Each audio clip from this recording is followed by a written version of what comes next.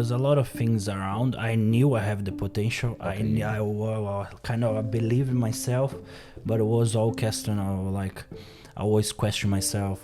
Maybe it's the right time. Maybe it's the right time. Maybe it's the right time. Maybe I will have the money to go in, because I always was very short on money, and you have to invest a lot of time and a lot of money. Because the coach I got, he was very clear to me. If you're gonna pose like that, I don't think you have a chance. You shouldn't go. Wow. Then I say, wow. Because when I came here, I came with this girlfriend in Brazil. Then after a bit, I've been 1 year here. Then after she decided she came. Then she came, then we end up breaking up a bit after. Then I got really lost. Yeah. Then I make so many bad friends. I started drug dealing. Yep. End up in jail. Really? End up being 5 months in jail. Then after, when I got out, I was thankful for Jesus, because many people, I was in student visa, could be deported. Wow. And then I end up not being deported. I'm still here. He's Dudu Bey. Handsome, let's say. Jesus is with me. My girlfriend made me do it. Men's physique, true novice, 2023 champion. Businessman, Venetian glow finishes. Athlete, chin fillers, well, once maybe. We'll find out. IV League drips, and we'll find out about that. A man of many quotes, and short and long sentences of true meaning and value. The one, the only. Did he play futsal growing up? Mr. Paulo Ribas.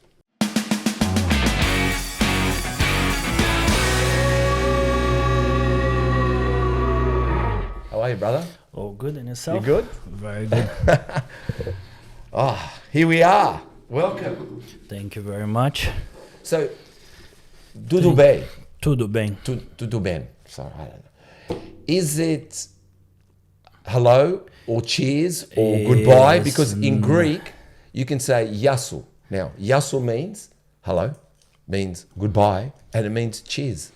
So in Portuguese, in Brazilian, like we say "olá," like Spanish say hola, "olá," yeah. but it's more common like you say "oi." Oh, oi. It's like a short sentence Yeah, for yeah. "olá," but we say "oi." Yeah. Tudo bem is like "how are you?" How are you? Okay. So, oi is what again? Hello. And what is But hola? it's like "hi." And it's hola can be hola, goodbye, hola, hello, hola, cheers. Nah, then you say "ciao." Like ciao. But ciao is just for goodbye. Not like in Italian, ciao for hello, ciao for goodbye. Oh, right. Okay. So, I'm going to start with a quote. Yep. Pele. Now, being the most famous and greatest soccer player of all, because I Googled it. But do you know that actually at the moment, Messi is number one apparently? For some reason, as in current day, they've put him as number one, Messi. But Pele is the greatest soccer player of all, and probably is number one, let's just say. So he once said, and I want us to deliberate over that, even you, Chris, success is no accident. It is, and it kind of reminds me of what you write in your post. Success is no accident.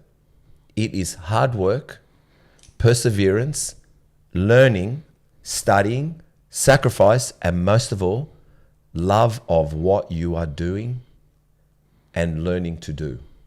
What do you think Pele's saying there? I think I completely agree, especially when you love what you're doing. Yeah.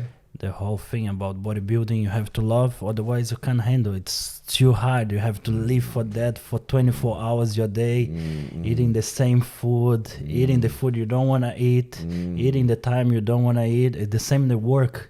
If you don't work is essential. If you don't love what you work, you become like a depressed person and you hate what you're doing. You're just doing for money. But when you get that stage, like maybe you don't get the money you wish, or you don't get the point you want, you end up where?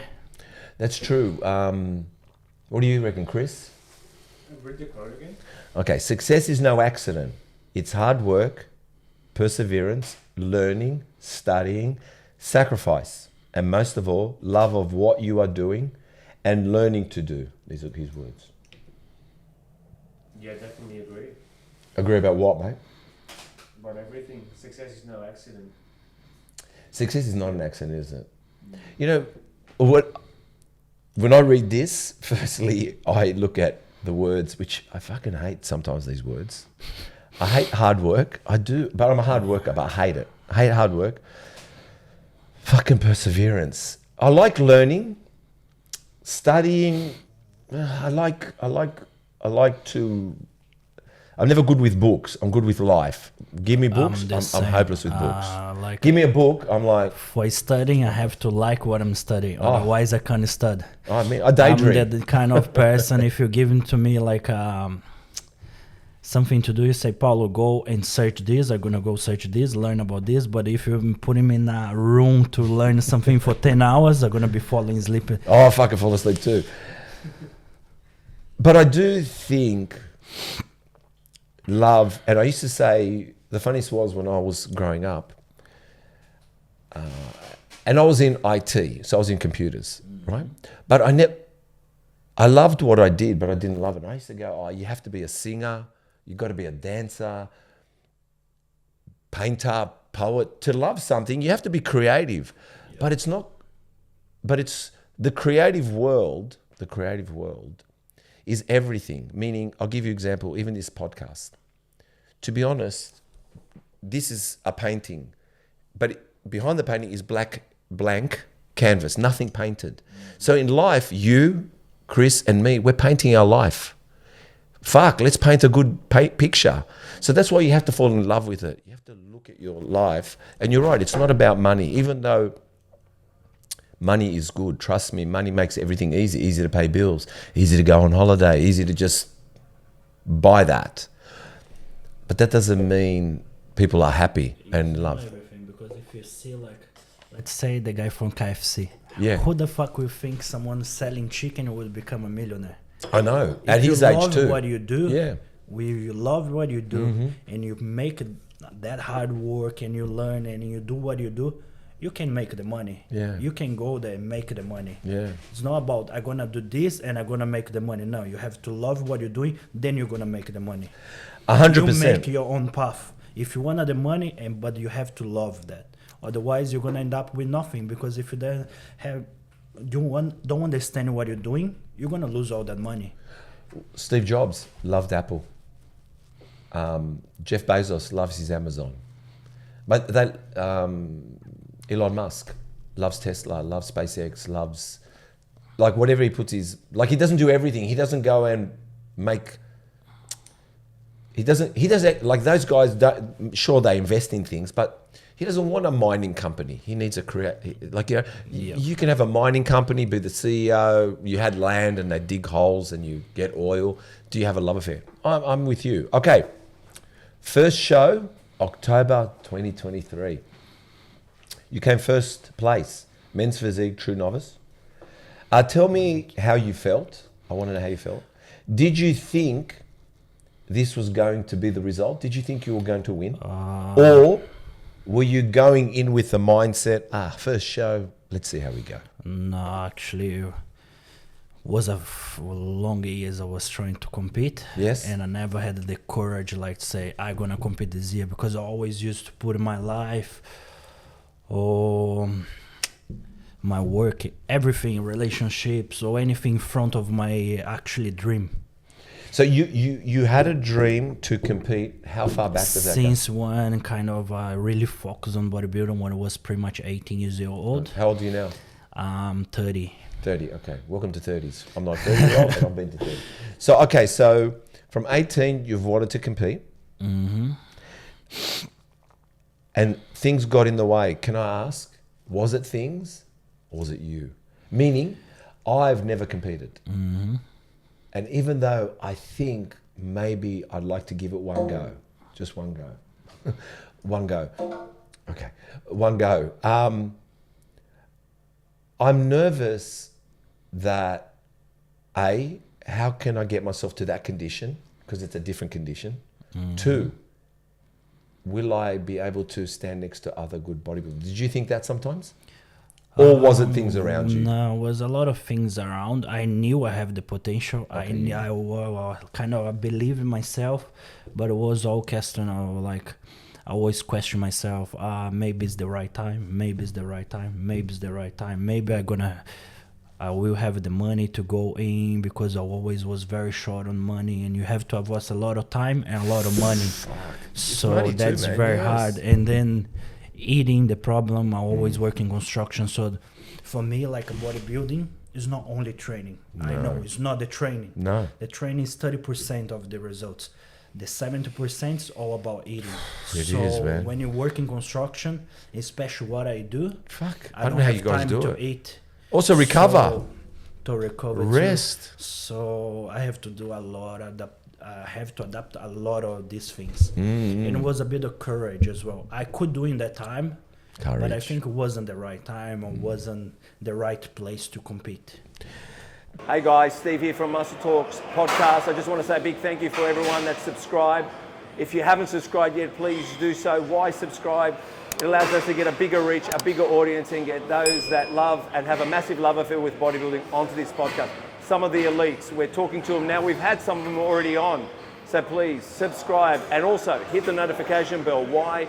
It notifies you when we've launched a new podcast, some great new content that you might be interested in. So we want you to get the very best from us. So please subscribe, notification bell, and let's get back to the podcast. But going into this show, obviously you were very nervous. I've got more Yeah. questions. But did you, I can imagine, did you think, I believe if you go into a bodybuilding show, I believe you should go in to win. Doesn't matter. Yeah. Everyone, if Chris is Now, going, everyone should have. Yeah, I already But knew. but like, did you go? But did you maybe think to yourself, let me see how I go as well, or did you go in to want to win? With the mentality I would win, because even for the men's physique, I already knew I have the body for that. I know like how lean I could get it, how my body used to work before. And when I went to compete, I got a coach as well, and I got like one of the best coaches, and we worked together.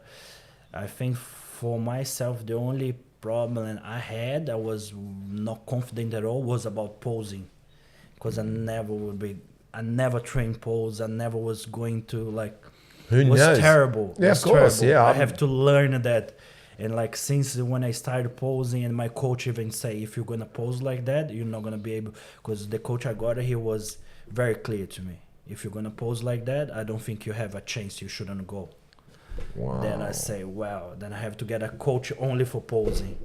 And then luckily I did a lot of research and got one coach. He was really good on men's physique from UK. Yeah. So then he like.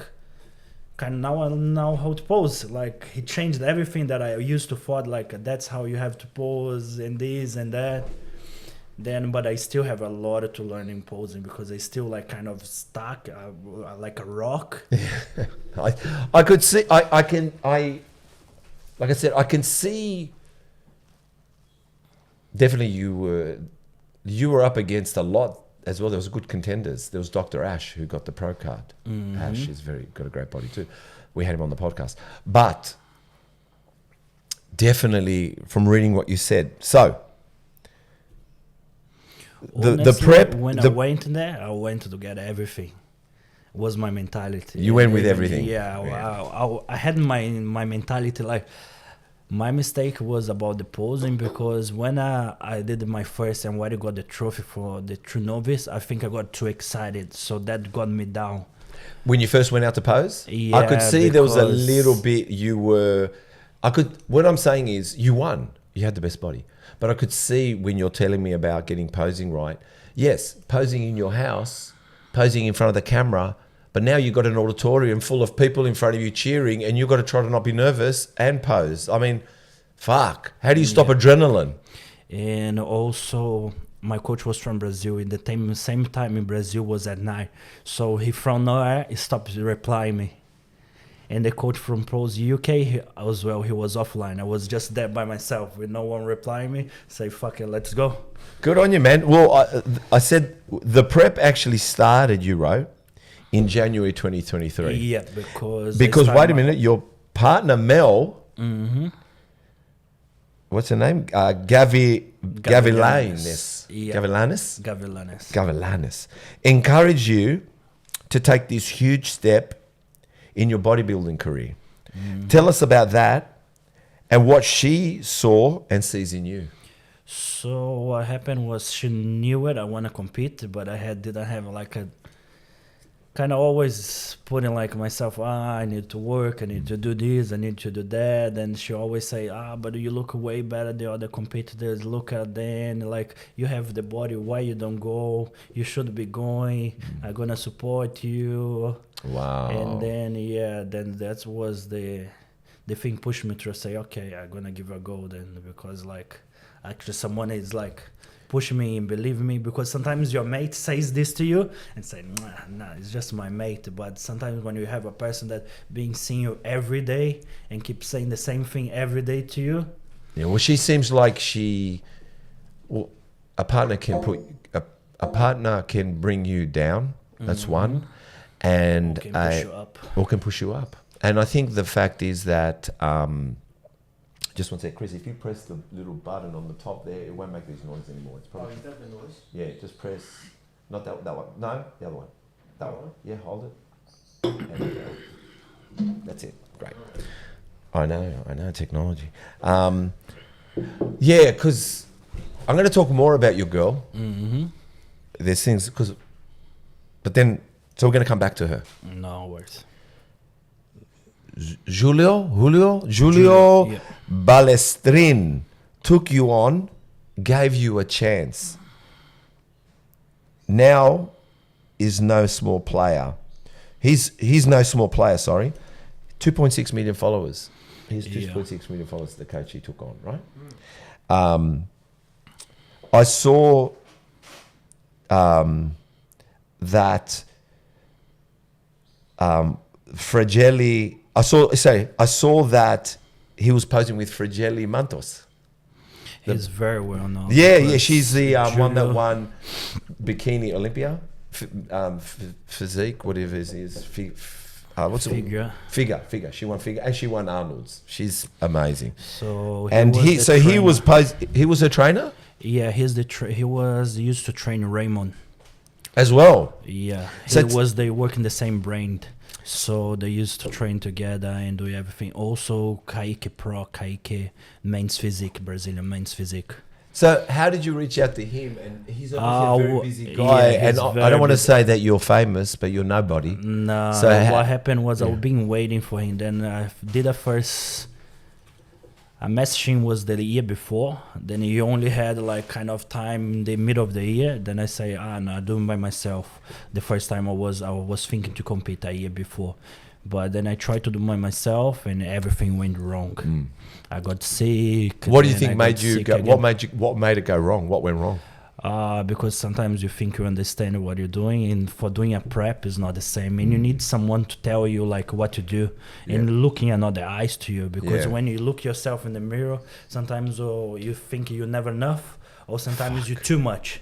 So you can't balance it. Very And smart what I words, did to yeah. myself, I ended up getting sick a lot because I was dropping too much calories. I didn't know how to put the calories back. Fuck. That's So probably me and right I now. always like was kind of the guy I always see myself and I feels like I don't feel good. Like I need to feel better than others. I need to always keep myself leaner. I need to do everything perfect. Otherwise, I feel bad to myself. Yeah. Then I was way before the show. I was already super lean, so I got sick like twice. One was for flu, and another one I got a food poison that ruined everything because I lost 5 kilos straight away. Then I couldn't put it back. Then I was feeling too skinny.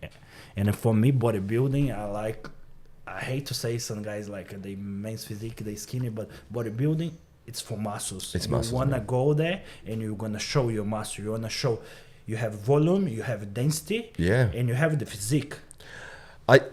I think there's and you can tell when you see competitors on stage. Look, some people are more confident to get on stage than you and me.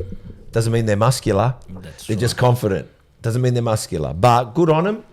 I applaud them because me. Yeah. But yeah, this guy. So when he said he would take you on, go on. Then after when I got sick, then I give up. I say I'm not competing. Then I messaged him. Then I was waiting and waiting. Then when my girlfriend say to to I compete. I messaged him again. Then for like no reason, he responded. He say, I have one spot in my agenda. We can start. Then we start. And how did you find it? Obviously, you could speak the language, but how did you find so a lot of people have coaches here. Obviously, people have interstate. One good thing about him, he used to do, I think once a month, the first time, where it was once a month we did online, because he started doing kind of, the first 1 or 2 months he was just seeing how my body was working. It was very difficult because we couldn't match the first 2 months.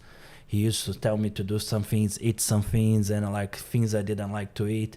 We was trying to connect. Then after that, then he started doing every 2 weeks, like WhatsApp, like FaceTime and things. Then we started matching. We started saying like, even question like a cardio, because I used to work on the tools a lot. So my work was so physical, because I used to do this thing, my business, Venetian plastering. You use a lot of your shoulders and hands. 8 hours per day. It's not that it's non-stop using your hands. So it's like it's more than a cardio. So my problem always, I lose weight too quickly. So he was gauging that. Then I have to talk to him. Look, I can't put it too much cardio. You can't put it that less food. Then we started working together. One time I used to say to him like, I can't eat no more because you put in too much food. Really? Yeah, but wow. But yeah, one stage I was eating like a bodybuilder, because each meal that I was eating, it was like a 700 grams. But because like I was working so much, sometimes I was, because I've been building I used to do a lot of subcontracts last year, but now I'm doing my own business, my own contracts. So last year I was like working my ass off 7 days a week, doing extra hours, to saving a lot of money, paying a lot of bills. So then we have like a met together. And since one time he said no more cardio, just once a week. And let's see how, because his workouts, he was really good with his workouts. Yeah. He's really good as a trainer. What would you say was a workout that surprised you that he made you do? Was a lot of mix of body. Like I used to do, I used to do always basic all my life, very basic, like maybe 1 or 2 muscles in a day. Yes. And then sometimes you used to do full body. He made you do full body? Full body every day. Like worked a lot. Then after he put like 3 muscles in the same day, like many things different. Wow. Very different. But one thing, when you starting the end for the prep, we actually connected, because even he saw I didn't, my whole prep, I didn't do cardio, any cardio for the competition. No cardio? No cardio at all. Wow, I know, I believe. He just changed my diet, was in the end every 3 days, and he keep changing every 3 days. He used to do FaceTime or send photos, and he said, let's change this, let's change that. Because it was 1 month before the comp, I was pretty much ready for the comp. So he was just managing my calories. Are you fat up or fed up? Tired of boring food? We just cooked this from our What Should I Eat cookbook. It's also on an ebook, making it more affordable for you. So, get your copy at threeog.shop.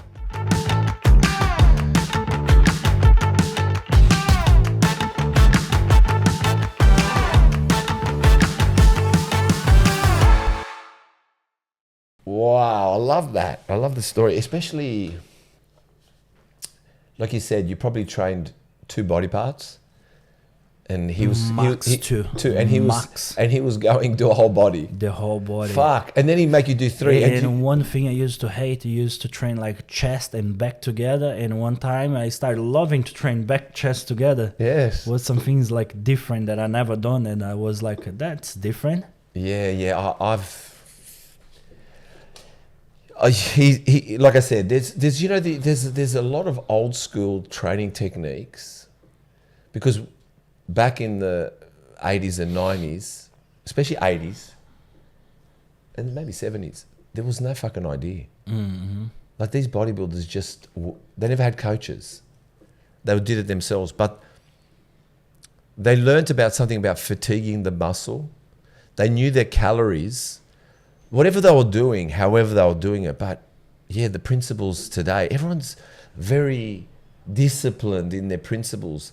where he threw you out. Like you had to trust him a lot. He probably saw Yeah. you trusted him. I have to trust when you have a coach. One thing and I've been watching a lot of guys from overseas, even Brazilians, because like our country very poor, so we have to trust. And everybody has that big dream, you know. It's the same the dream, like some people say, go to America. Yeah. Or like some people, I want to go to Mr. Olympia. For us, like just to compete, it was like a big thing. So I have to trust in him because like I seen him one of the best in the country. So I have to put my trust, like what I gonna pay someone for. I don't trust him. I have to. No, I agree. So also tell us about Posed by Fetty. Posed by Fetty was another major surprising. posing player. So tell me, was he the one that was from England? Yeah, for England. But is he Brazilian? No, he is from UK. He's UK. Yeah, tell us about him because. So how did you? He had you posing morning and night in such a short time. So how long did you have him for? What happened was because your coach told you. Yeah, my coach told me it was like 1 or 2 months before. He said if you keep posing like that, you have no chance. Better you don't compete. Yeah. He say like you get in the body, but this doesn't matter in the stage because then you're going to pose. You're not going to show just your body. You have to pose. If you don't pose, you're gonna lose, and you're going to lose. My coach was always very clear. Sometimes in Brazil they say he has a kind of bad reputation with some other athletes because he says clear to them like you don't have a chance, better you don't compete.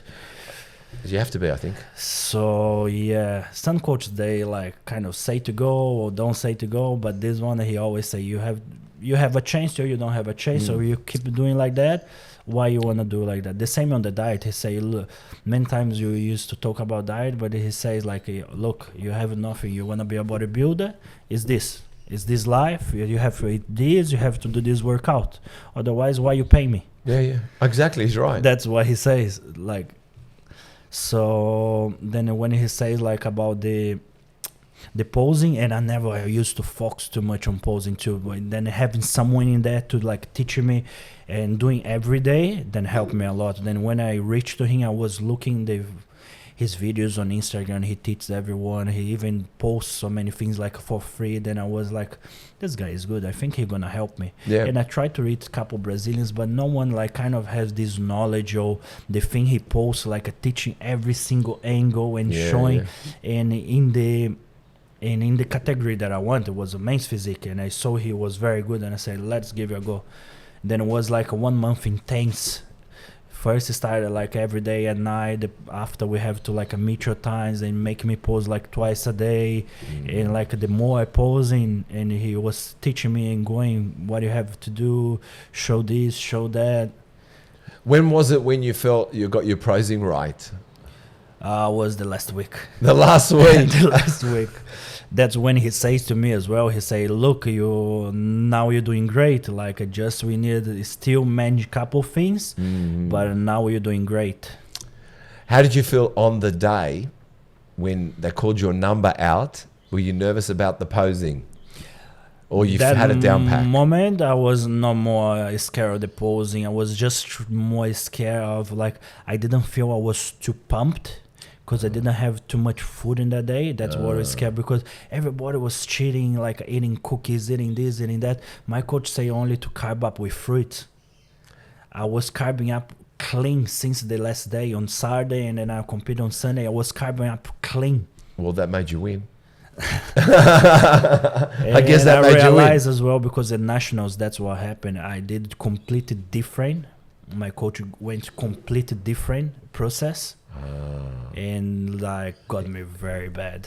You think he made you go cookies on that week? So what changed then? What changed on the nationals? Because they wanted more conditioning, and then he tried to bring more conditioning, but he dropped all my carbs. I was eating carbs just once a day. And you went flat. I think it was for 2 weeks. I was too flat. Flat, yeah. When I did my weight in the software, I was with 89. In the day of the comp, I was 92. Oh, yes. So even when I carb up with rice, only rice and fruits, I put 92 kilos on the stage. Yeah. Of course, maybe I still had a bit of water because I haven't done cardio, but I was pretty good. Then the second, I have 2 weeks to go nationals. So what happened was he dropped all my calories. I was eating carbs like just in the morning, and I was doing like a 40 to 50. And the end of the second week, I was doing 1 hour cardio. Then when I did my weight in Brisbane, I was weighing 86 kilos. Wow. And I didn't put any more up. I think I still dropped. Even on the night, I say to eat some Big Maccas. In the morning, I say to eat some muffins. And when I eat the muffin in the morning, the Nationals, I got very bloated. I couldn't eat no more. I couldn't put any more food. And he say, stop eating. Now that's it. You're just going to go to show how it is. 2 days before that show, I was looking extremely good. Even I post something on Instagram and you like it. That was for like 2 days before Brisbane. Oh, wow. Yeah, well, it's a timing. It's timing. And we never done the prep like together and see what works. We just knew my body from 1 month before the show, and he knew was ready for the first show. And so 2 weeks for the next show, it's a bit too short, even if someone is not professional. Well, And it was my first show. the thing is, in that 2 weeks, I've gone to the shows. Season A last year. I saw who I saw in Sydney, and then I went to the Nationals in Brisbane. And when I saw some people were bloated, and some people came in better, some people came in worse. Like, it's amazing what happens in 2 weeks. Slight Can change changes. everything. Yeah, unbelievable. It might look easy, but for you it was hard. And you faced challenges. What were the challenges that came to mind? A million times you wanted to give up. 4 major injuries. Tell us for that comp. So yeah, I have my shoulders and my elbows. Yeah. Coming on stage, like, was the whole prep. I was with very bad shoulders. I couldn't train properly shoulders. 2 months before the comp, I couldn't do any shoulders, any chest press. My shoulders was really inflamed because of work. Wow. I always had very weak shoulders. Then we have to stop any upper chest or any exercise for shoulders used to kill me. I couldn't do it. Wow. Sometimes when I was doing the workout, I wanted to cry. Yeah. And then I have a lot of problems in my relationship. Like she didn't understand much what is a prep. And I'm kind of man, I don't like to talk too much. So we end up fighting a lot. And then a week before the comp, we broke up. Whoa. Then it was a big shock. It was really hard. Because it's a big thing, and you're doing a prep and someone never knows what it is. Then you go in the prep, you don't know how to explain, you cannot talk. And I was focused on business, focused on that. Not focused on her. And I not guess, focused on her. So in other words, it was like she encouraged you to go into the comp, and it was the worst nightmare for her at the end. That's it. Are you still with her now? I'm still with her. Oh, well, you came back together. Look, Yeah. I think that I've seen what you guys look like a week before comp. You look dead. You don't look happy. No one looks happy. Even when you even when you're at the gym and I've seen you for years. Hey, Paulo. Hey, Steve. Hey, Paulo. Hey, Steve. A week before. Hey, Paulo. Hey, Paulo. What I started doing, you don't want to I talk. changed my times because the gym, and I was getting too busy. I started going like 5 a.m. in the morning just Yeah. to don't see no one. And Yeah. like I don't need to because I didn't have energy at all. But for me, doing the diet for prep was easy. For me, the hard part is doing off season and change a couple things. Because like when I was young, I came from a poor family. We didn't have much to eat. So doing the diet was like so easy. It's so little. For me, it was the same. Sometimes when I was a kid, we have like maybe 2 meals a day. So it was pretty easy. More complicated was trying to put food in my body when I been the whole life trying. When I was doing like training, I was trying to keep clean. I have a good body, or like was so hard to eat and eat the things that I like.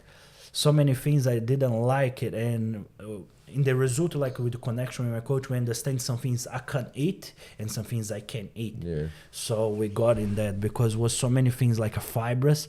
When I eat fibers, I get really bloated and I can't keep eating. Yeah. Even oats, so many feel it's normal for anybody to do oats in the Yeah, morning. I know. For myself, I can't eat oats no more. Yeah. Because if I eat oats in the morning, I get bloated and I can't keep eating during the day. The main thing in bodybuilding, you need to keep consistent eating every single time. So bulking was. The Are you finding it hardest. hard now? Putting on size? Now it's been a bit What are you easy. Now I'm 104 kilos. Is that your heaviest ever? Yeah, heaviest ever. I 104. beat a bit more. I was around 105, 106, but now we dropped a bit. You look great, man. But I still, I don't know. I was gonna give a go to September this year, but so many things in the front of me, and it still I was like, my booking, I wanna go 110 kilos so I can drop for at least be 96 on the stage. If I go now in the stage, I'm gonna still compete around 92, 94. Yeah, so I don't see I make a great progress. Yeah. I did a great off season, but I think it's not that long because I changed my coach. So now I'm a new coach and he's still looking my body. We get Who are you using now? Now is another Brazilian. Then he actually got 14 pro cards last year. So His competitors? his competitors. Yeah, 14. Okay. Yeah, and then he got one men's physique on Mr. Olympia and Arnold Classic. What's his name? His name is Arthur Pereira. Pereira. I've heard that name. So because when I got Julio, what happened, he's really good, but he's good in other categories. So I see myself like, and I don't want to compete in classic or in bodybuilding. My body is not built for that. I can put a weight, but I struggle to put a weight, and I don't feel myself putting that much weight. And bodybuilding is temporary. Yeah. You have a start phase, and you're gonna end up like, sometime you need to get retired in a short period. Yeah. You have maybe 5-10 years on bodybuilding, and that's it. Yeah. The rest you get retired. And maybe some people keep their bodies, Yeah. some people get fat, some Yeah, people yeah. get skinny. So I'm seeing myself like, okay, maybe now I'm 30s, I started competing, maximum gonna go until 38, 40s. Yeah. I don't have all that time to go and be and you're Open healthy body too. to go an open bodybuilder. So Yeah. what you're saying is with men's physique, you feel like you're playing in a field that has longevity for you. Yeah, It plays your personal life and your competing life. yeah. Yeah, and I agree. I think I was telling Chris, and I've told many people, I believe men's physique is going to surpass classic.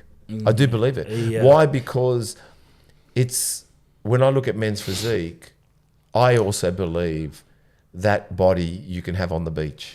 You can have it a bit. You can have it anywhere. Yeah, and you can keep it. It's You can not a keep it. temporary body Yeah, like yeah. let's say class physique on bodybuilding is a Yep. temporary. Yes. Many of like I love see the big boys competing open bodybuildings, but you need to see it's a short phase and you put so much in risk.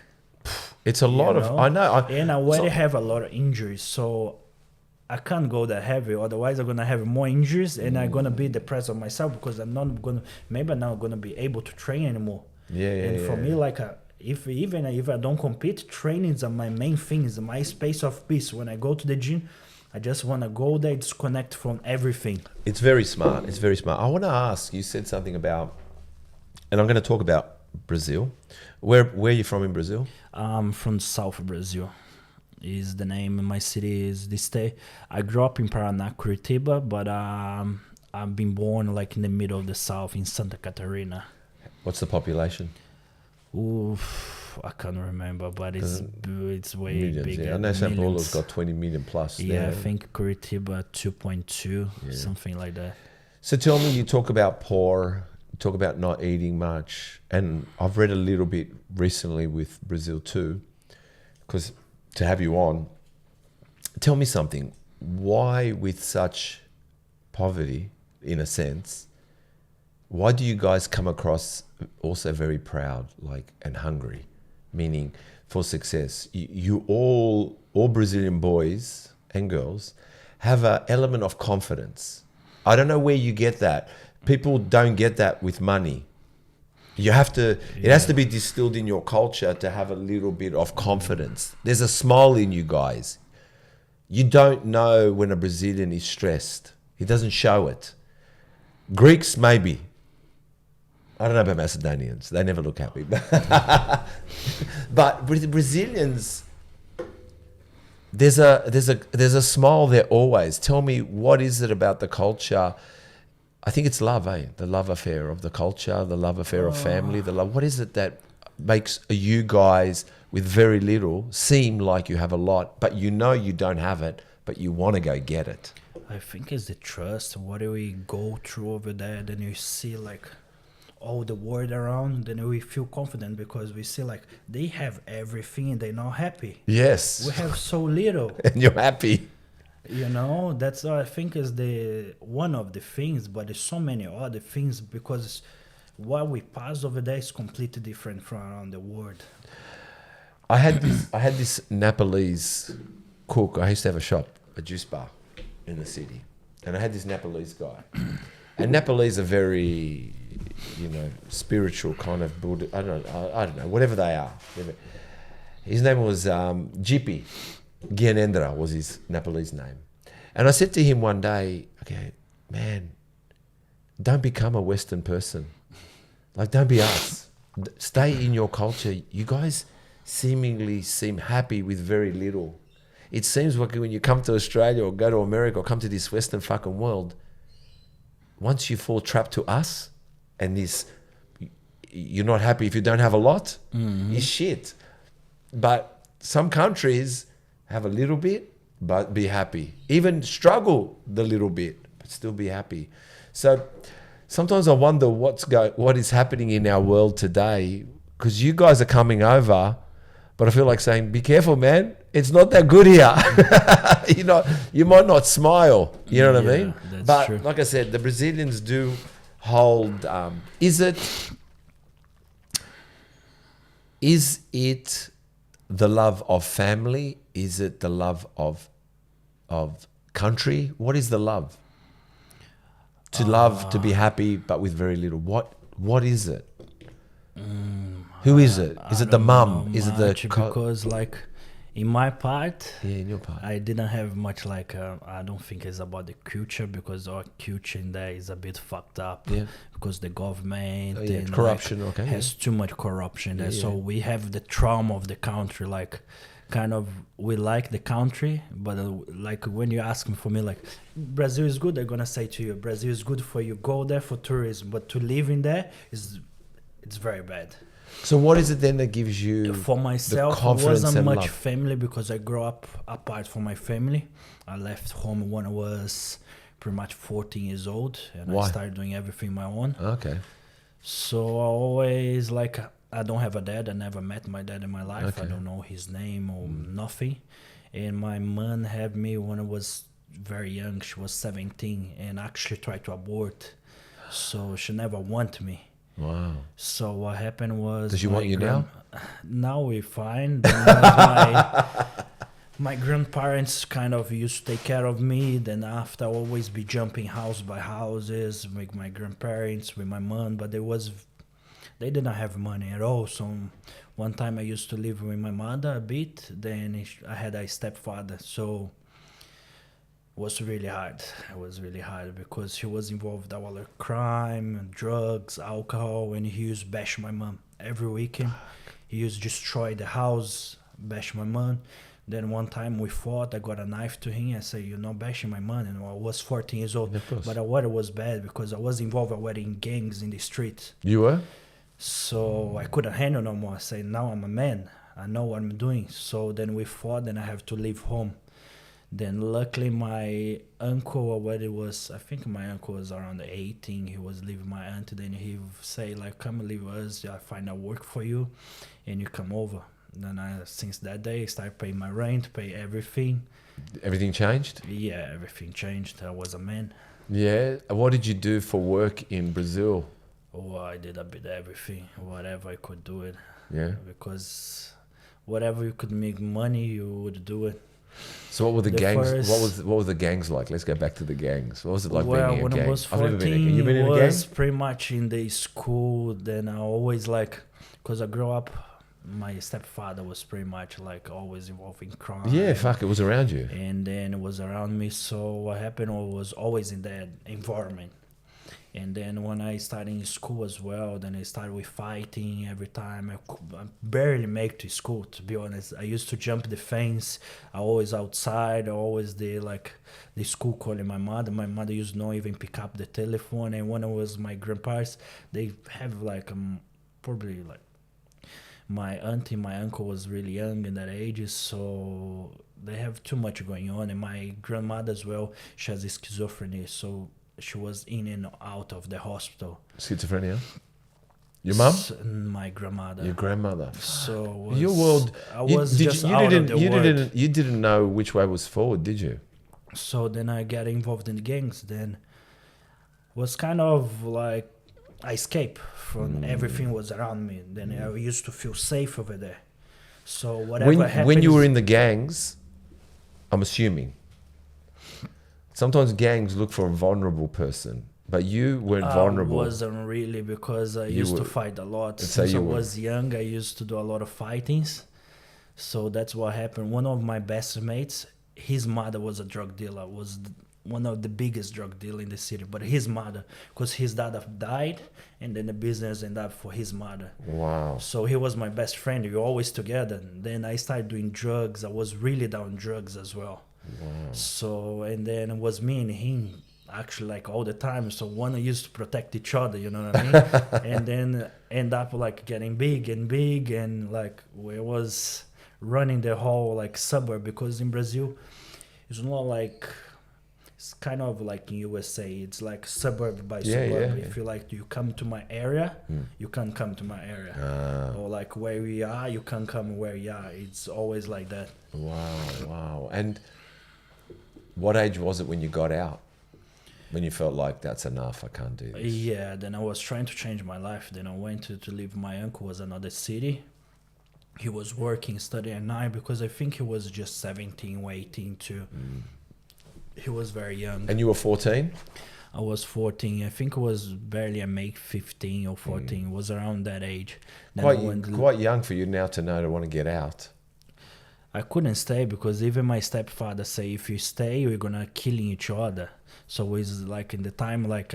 But also moving probably stopped you with the gangs too. Yeah, that's helped me a lot. But it's still always involved in something. I end up studying at night.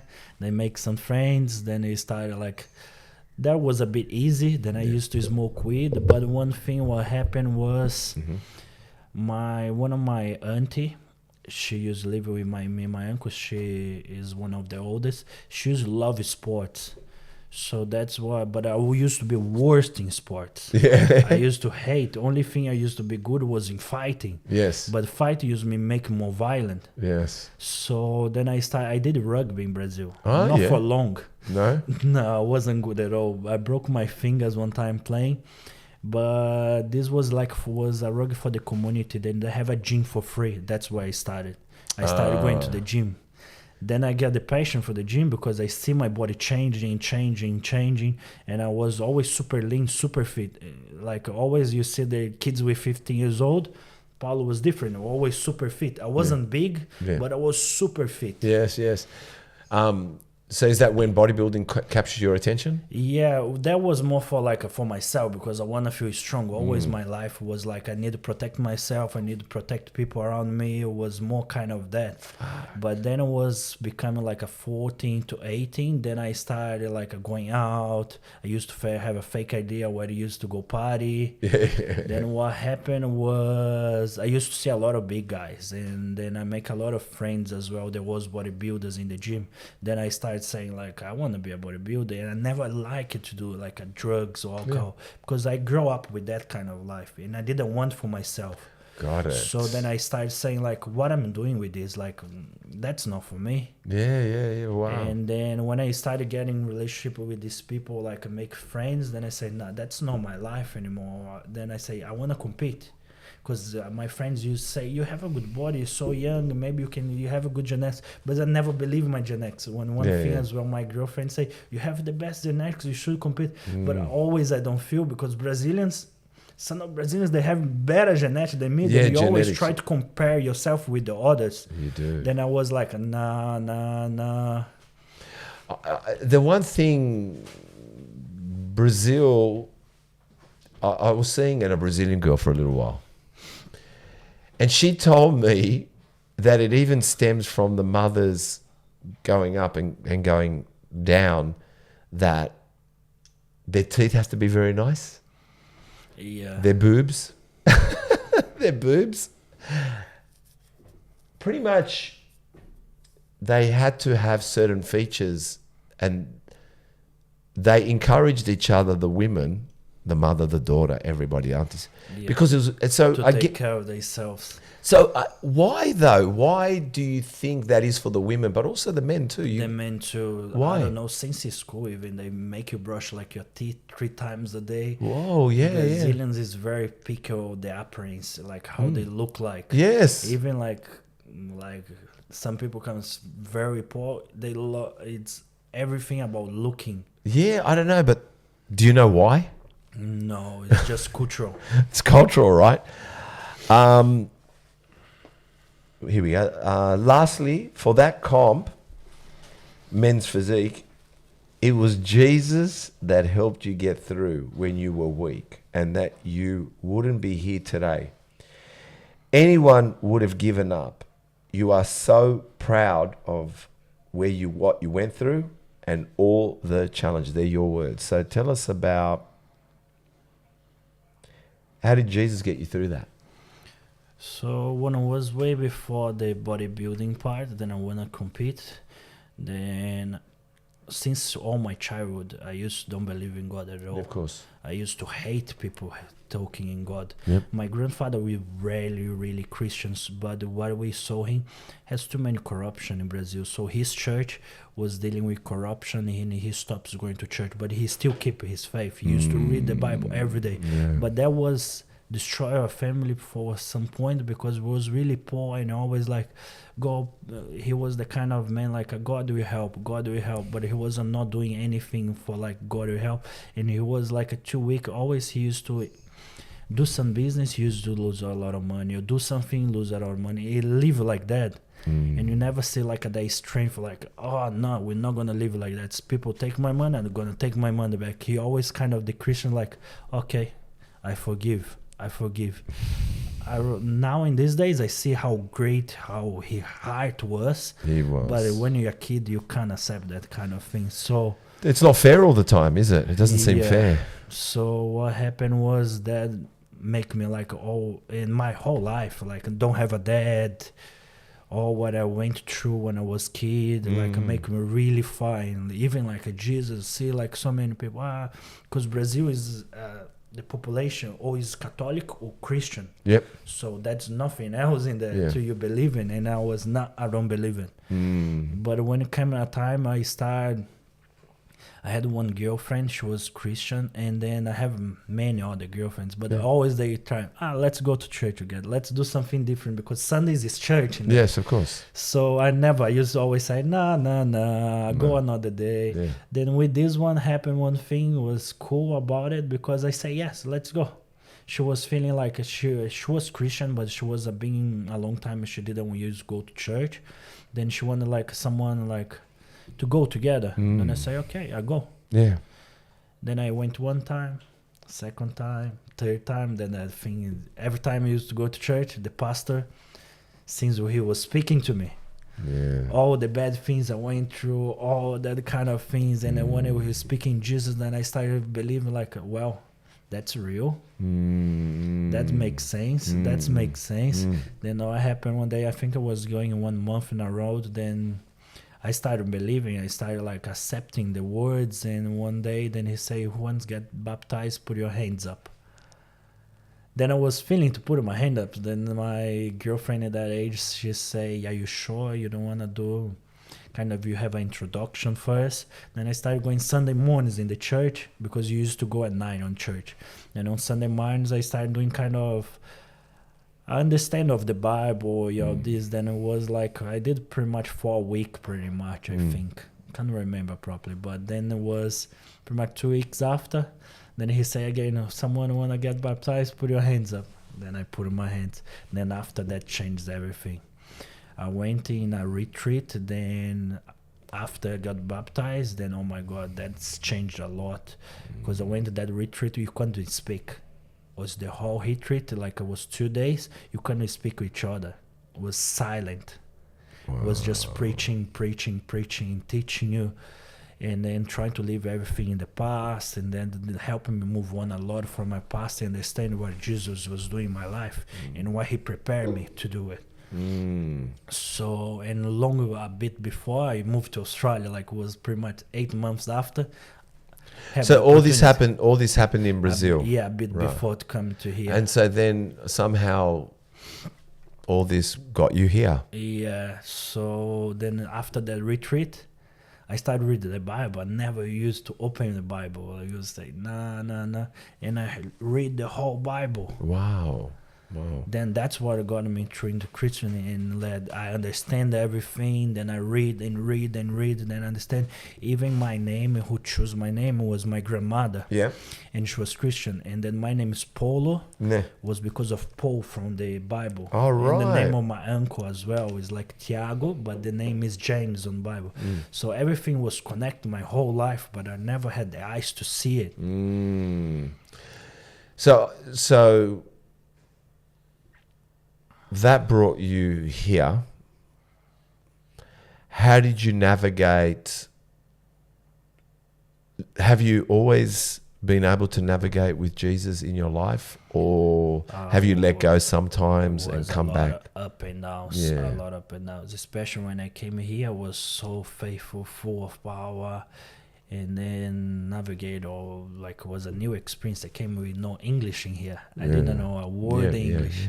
And I never feel myself prepared to go, but I came. I already knew like gonna be hard. I have to study. I don't like to study, and then I knew like I'm gonna have to work in construction because like there's nothing else gonna accept me no English. Yeah.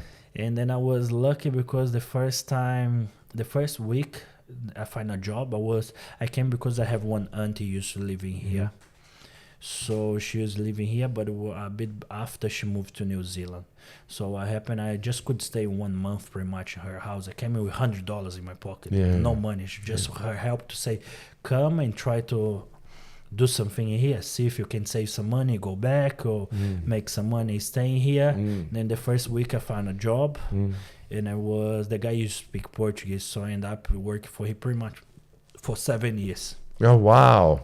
Then I learned how to do rendering. I learned how to do pretty much everything, micro cement, and many of the stuff that I have my own business now since the first week in Australia. So, just to finish up with the Jesus part, he helped you with the comp because you were in dark times. Like I said, and I think do you go to Hillsong? Is that where you go now? I go to Hillsong Church. And your girlfriend goes there with you too. I think she got christened. Did she get christened? I think I saw her in a swimming pool. Baptized as well. Baptized in some kind of swimming pool there, like whatever, some little pool thing there. Yeah. So when you came here and where you are today, was it off and on your faith, or was your faith always strong throughout? Because when I came here, I came with this girlfriend in Brazil. Then after a bit, I've been 1 year here. Then after she decided she came. Then she came. Then we end up breaking up a bit after. Then I got really lost. Yeah. Then I make so many bad friends. I started drug dealing. Yep. End up in jail. Really? End up being 5 months in jail. Then after, when I got out, I was thankful for Jesus because many people was in student visa could be deported. Wow. And then I end up not being deported. I'm still here. And then that's when you see the photos that I used to post. I used to live like after the relationship, like a fake life. Like, yeah. I bought a new car. I did so many things that wasn't me. I was completely lost. I just was back what I was before. Then after when I come back from jail, I knew I was supposed to not get released because I was being sentenced.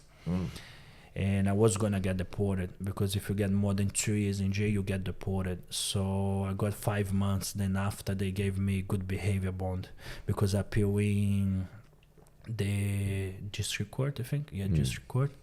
So they gave only 18 months of good behavior after. Had you been to jail before? No, First time? it was first time Scary? in Australia. Wasn't really. It was just I was thinking all the time because in Brazil you've been so many other times like really bad, you know.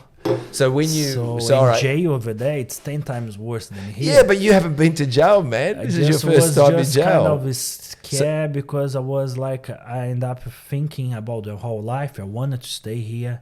I have a life. I have a work. I was studying. I was doing completely different was I was doing back in Brazil. Yeah, but you must then have I been. started thinking like, what am gonna back in there? Gonna be the same thing again? So all right. So which jail did you go to? Was moving a lot. First I went to Silverwater. Then after they moved to Bathurst. Are they tough jails? Sorry. Are they tough jails? Bathurst is a bit tough. I've always been in maximum because after maximum when you get your sentence then they change you. So the first like 2-3 months I was in maximum. Then after they changed me for C class when I got sentenced. All right. So what's maximum like? You involved with everyone. How was But that? I've always been Weren't you blessed, scared? like, I used to pray a lot, used to go to So you went back. churches. You went back to church, man, Yes, before going to and church. what happened was I used to see all the time, man. I've always been so lucky with Jesus because sometimes I clearly see He's there. And when I went to jail, like no one could send me money from jail, no one could do anything. And then I met some people and that was helping me. Even in the darkness, people was helping inside on jail. Wow. Like giving food and like before, like even I was in a cell, has no TV, no nothing. Then one guy said, move to my cell. And then I was in his cell, he gave food, I could use TV. Did you trust them? Even Didn't in you that- think what's going on here? How can someone give in a dark place? Oh, hell always saved my faith. And like sometimes like you think bad people is bad people, but depends the kind of bad people because some bad people you could judge me like I was a bad people, but it's the circumstance of your life that make you do what you do. Yeah, fuck. Yeah. And so you were in maximum with the worst of them and you weren't scared for some reason. I think. Yeah.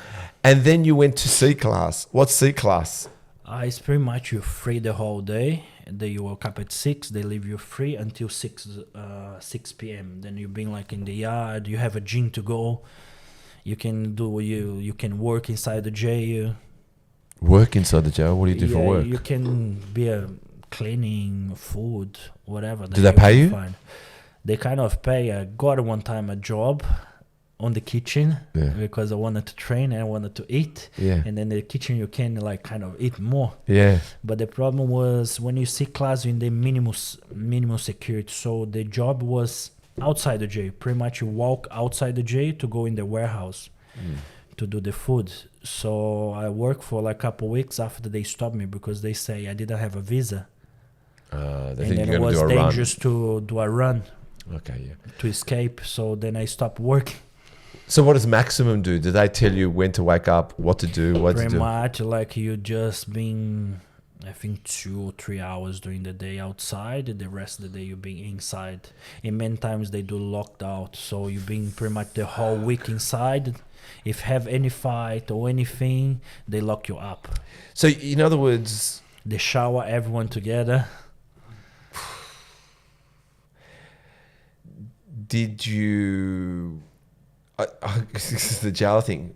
I remember. I've never been. I went once to court. For what? What did I go to court for? I went to court for unregistered, unlicensed, everything. I had nothing. I've been there too. And when I was at court, I knew I was just going to talk to the judge. But then I knew when they did sentences, like they did at the court, people were in jail trying to talk to the judge. I realized, here I am. I could lose my freedom because of that person, like the judge. Can just take my freedom. Like I can't walk back to my car and drive home and see. So that's what I mean. Like, fuck, how does it feel losing your freedom, man? It must be fucked. It's fucked. When you get your freedom back again, then you start realizing like what freedom is. That's what happened with me. Oh, no wonder you got Jesus, man. No wonder. Then since back then I try to be like on the faith, but faith is hard. It's like a training. It's like going to the gym. You have to practice every day, otherwise you're always gonna be up and down, up and down. Well, I'm hopeless at the moment. I'm angry with God. Me. I have strong faith. I go to church, but I don't go to church now because I'm not happy with my church. I'm not happy. Me? We're in the preaching field now, not bodybuilding. But let me just say this, and then we'll get back to bodybuilding. My pet hate, what I fucking hate, is your mouth and your actions. Don't fucking talk. Better don't talk to me because I'm going to judge you on your action. And when I go to church and I see the ministers fucking talk and tell me about giving and helping your brother, helping the person next to you, and you see them help fucking nobody, and people are struggling, and when you ask them not only for help for yourself but something, it's like you got disease. And it's true, man. And for me at the moment with God, I'm like your uncle. Like fucking he is punching me in the fucking face. I feel like he's drinking Slurpee, eating popcorn, God, and laughing. This Steve's funny. Oh my God, Steve's life makes me laugh. We'll throw more onto him. But you're right. I still go back to Jesus and I go back to God because I have nobody. It was the same thing with me. I always feel like I was alone. Yeah. But when you have God, you don't feel alone. Like I felt Jesus, I felt like I'm not alone. I can do anything. And he with me, no one can get against me. It's true, man. But at the moment, I don't know what he's doing to me because I'm too after. Sometimes he gave the longest run, the baddest run for the best runner. Well, let me tell you some stories, but we won't talk about me. We've talked about enough. Tell us about Mel. How did you guys meet? What does she mean to you right now? But tell me about her character, because I noticed she's a very get up and go kind of girl. She seems fun. She went to Unleash the Power with Tony Robbins in 2023. I saw you two did ice baths together. And also a bit of adventures to restaurants, dressing up together. It seems like she's full of life. What's she like? She's full of energy. Yeah? She wants to do everything in one go and don't stop the whole day. Yeah. She's different than me. Like I like take one step at a time. She take 10 steps in one go. How do you find that? It's like different. it's good. Sometimes you have to have a bit of that, otherwise you can't take the step. Yeah. So and we're matching a lot of things together. Like we pray the same, even like now we're business partners. So we really like matching many goals together because we want to push each other and think in the same way. When you say business partners, what in? She as well on the business with me. She does all the admin, paperwork. Good on you guys. How long you been together? We've been for 3 years. Also like up and downs. She met me when it was the worst part of my life. I just like was couple months when I left the jail or something. Wow. Well, it's working. It seems to be. I like her spirit. I looked at her. She changed a lot. Like we have changed a lot. Yeah, I noticed that. Me and her. Then even like kind of she was Christians, but she was Catholic. So she kind of don't go to church, believe, don't believe. Then after she kind of started doing this kind of things, she started putting herself up with a lot of things, changing her life. Then she started going to church as well. Now she's being really good with faith and going every Sunday to church with me. Wow. God bless you, mate. God bless you both. Your latest post 4 days ago, 1% better every day. Tell us about that. What's the 1%?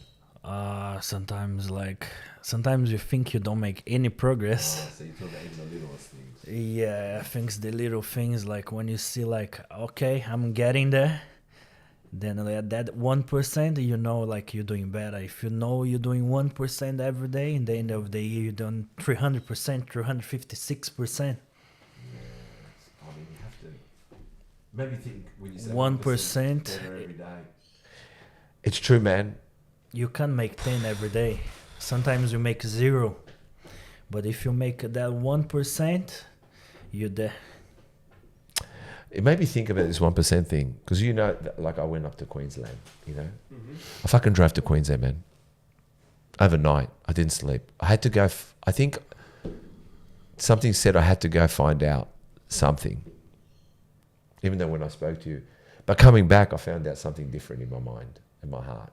It seems like I know. Like you, sometimes you have to do journeys, things you don't want to do, and that grows you, even if it's a small growth. That's what I'm saying. When I see 1%, I'm saying I grew a lot just over this long weekend about relationships.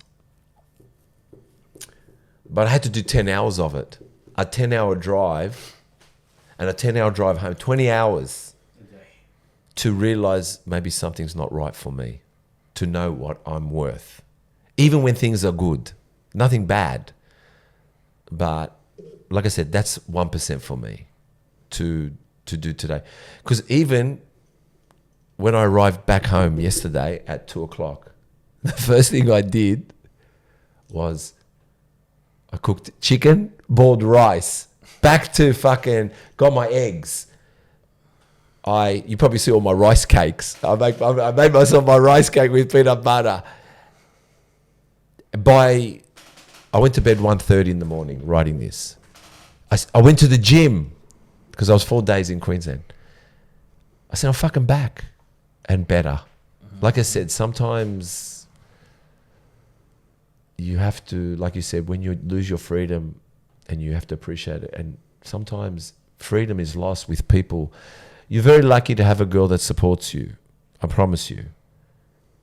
People, couples, male or female, can fucking break you. To find that person that knows you is very rare. Lifts you, very rare. I'm telling you, I've not found that person. 22 years married, even she didn't know me. And still today, no one knows me. Why? I don't know. You're very lucky. I wish you a lot of luck. A lot of 1%. 7 days you posted. Talent loses to effort. Taking 120 kilos for a dance. What's that? I was doing like, before I couldn't do much shoulders. Yes. So I've been doing like very light shoulders and everything. So it was the first time I put like 120 kilos. I saw on the that. shoulder press. Mate, your shoulder press has been big, man. I don't see a man without fucking sore shoulders. You see his shoulder press. So for someone I can't who squat couldn't- that. Yeah, someone who couldn't even lift 20 kilos last year, now doing 120, I was like very happy because always I thought like was not really good in my genetics. Now I really believe like I have a blessed genetics because I can go lean without doing anything. You do. You look good. So what happened was I think so many people like think but to have bodybuilding you have to have good genetics or way around. I think hard work is essential. If you put in the hard work, doesn't matter if you have talent or you have good genetics or anything. Hard work always gonna win. Fuck, man. Hard work is true. I know. I can't argue that point. It's the same thing that I say the 1%. If you work hard every day, you just get 1%, and 1%, you're gonna win. Because some people do 0, 0, 0, then they do 10%. Then you think they're winning, but they just did 10% once. Yeah. We're talking about going to Queensland and coming back. Yesterday, again, 4 days not home, not my food. I didn't do anything. Like I've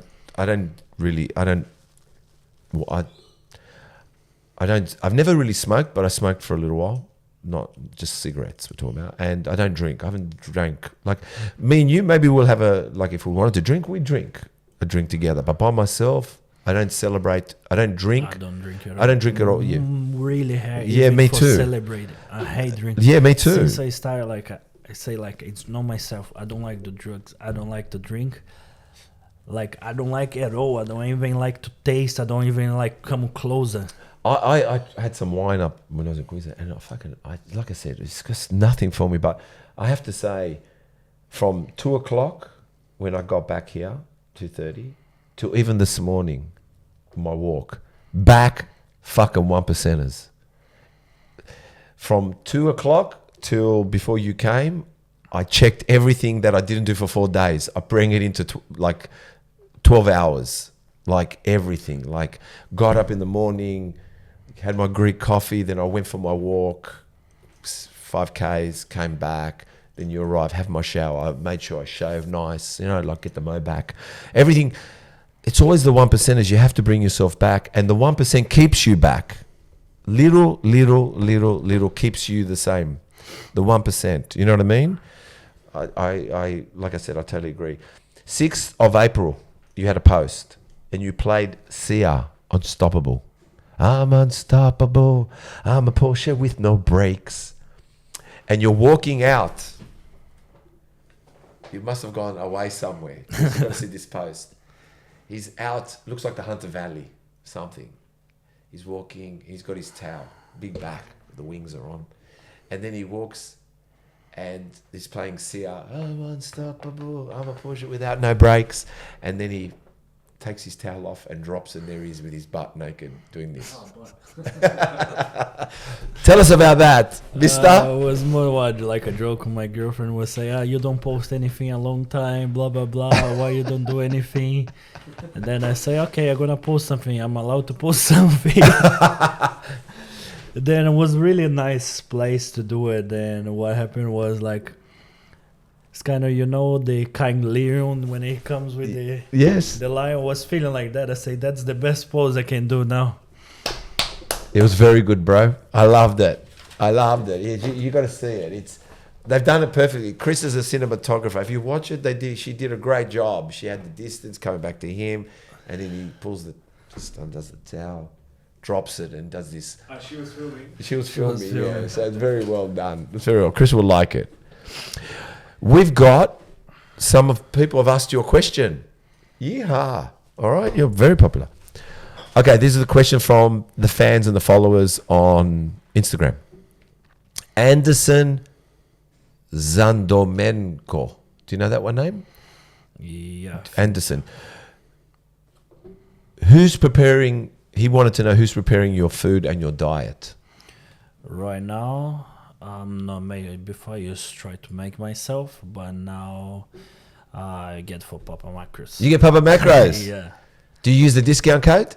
Yes, I'm doing the every 2 weeks one they have on the website. I was buying before from there. Mate, you got to use our discount. Have you used our discount code yet? Not yet. Come on. I got the prepaid one like every 2 weeks. Something, I think every week, then you don't get the shipping. Something like that. Delivery fee. Well, see if you can get the Muscle Talks one, because we're giving away $250 of food. Yeah, that I message you. That's why. Then I say you're doing it. Yeah, so make sure you can put Muscle Talks, which, look, I'm selling the pitch, which the competition's over anyway by the time this podcast comes on. But you should do it. Yeah. You get 10% off, but you get 100 tickets. But if you do for 4 weeks or 5 weeks left, you have 500 tickets to win. I haven't been for off season. I can't cook that much. No, it's too much food. Yeah, well. So I started ordering from then. I tried many then, but it was a bit before. Then I started ordering from then. That's why I comment your thing. I say, I'm ordering too. Good. Yeah, all right. So Anderson, he's getting it from Papa Macros, and I think the competition's over when you listen to it. But you got to put Muscle Talks, because then you could win. Come on, bro. All right, next question is from the Bodybuilding Physio. Or Physio, his name. What body weight are you aiming to compete at? What body weight I'm aiming to compete? Yeah. I think when I'm doing my next competition, I don't know if it's going to be September or the season C or season A. Okay. Between these two. Yeah. I'm not sure yet. I wish I'm going to go like a men's physique around 96 kilos. Wow, that's going to be pretty. How tall are you? I'm 178. Is that 5'10", 5'11"? think it's 5'11". Yeah, 5'11". 5'10", 5'11", yeah. something I like think that. we're nearly the same height. I think we are. That's a big weight, 96, man. Fuck. It's because like what I see, like I don't see many men's physique going to have in Australia, maybe one or two, and even they got the pro cutting here. But overseas, the men's physique, they not small at all. If you see like Airing and like all the big guys and the black guys on Mr. Olympia or like Arnold, they big. They're not small. Well, let me tell you, the Terminator, the Black Terminator, he's big. He's big. He's big, man. Fuck, he Yeah, looks good. he used to train the same gym than he. I just change a bit of time to concentrate more. Yeah, no. Alfredo.ds has two questions, Alfredo. Where does your inspiration for bodybuilding come from? Well, for bodybuilding, I think Chris, can you pass me a pen? since when I started in the gym, like Yeah, where does your even, inspiration come like, from? Since I started the gym, I think it was a bit more a part of me. If I stop, like it's not Paulo, it's not myself, it's not my life. Yeah, I don't know yeah. what to do if I don't do, like, if I don't train. It's not even for competition, Yeah. but for training every day and eating right. If I do that, I would be like another just normal guy, like doing a normal life, drinking, going to the pub or whatever. That's not my life. That's not me. That's I think a depressed person has some problem. I'm going to For write these me- questions down because I want to answer them as well when we finish Papas. And you want to compete at 96 kilo. And your inspiration for bodybuilding comes from just the fact that you feel lost without bodybuilding. Yeah. Huh? Me too, man. I just can't not train. What about you? Like you, how long you been training for at the gym? How long you been, Chris, at the gym? How long you been training, Chris? Chris is 23, by the way. 23. So young. Yeah, he's young. I think I started when I was 16. Oh, 16, yeah. Yeah. Did you train in Macedonia? Yeah. Oh, you did? Yeah. So it just happened. One of my mates started going to the gym. I was always a fat kid, Yeah. and he said, "You should come to the gym with me." And I was like, "All right." And did it change your body? Did you lose weight? So for the first, I would say probably the first 6 to 8 months, nothing really changed. Mm-hmm. I never took it too seriously. Then one night I watched Arnold's Blueprint to Cut, Yes. and I started that program, and it was 2 months or 4 months, Yep. something like that. And I lost like 15 kilos, Okay. and I've been training on and off since then. So probably like seriously from when I was 17, 18. And then I stopped when I moved here. 19, I stopped for like a couple of years, and I'm slowly getting back into it. Yeah, you are trying to get back in. I noticed that. Alfredo again asked another question. What are the secrets for your success? Any secrets? Constance. Consistency, Jesus. Yeah, Jesus. Consistency, yeah. I think it's the thing, like, because even like has days I don't want to do anything and just like, life put it down and like you don't want to do anything, but sometimes I just keep moving. I just keep moving, like I just like go, even like I'm not good in state of mind, even I have so many problems or like I'm not happy or I completely broke down inside. I say, nah, I'm going to the gym, I'm gonna go to work, I have to do things. The gym works, doesn't it? The gym helps. Everything, even your work, even like sometimes you're so busy, like I have to work, I have to go to the gym, I have to keep my routine, otherwise like I'm gonna lose my mind. What gonna worth to be at home depressed or let's say like do whatever you're gonna do if it's not your routine? I'm the same. That's why I Because when went to you the gym keep your last night. mind busy, that's like the constance you have, then you keep doing the things automatically, like eating automatically, going to the gym, doing your dieting. 100%. Like I said, me too. When I was going to not go last night after fucking 10-hour drive, or 9 hours, really 9 hours. But I was so, and I actually said when I went to the gym last night, because the last time I trained was Wednesday, so I had Thursday, Friday, Saturday, 4 days off. I was doing legs, just quads, calves, and bicep. And I just said, I'll just do it easy. As soon as I touched the weight, and you probably saw some photos on my Instagram, that was from last night. Because the pump was coming, I said, you know what, we don't fucking go soft here. So I just loaded. I just wanted to get in and get out. But then it was like, nah, we're loading.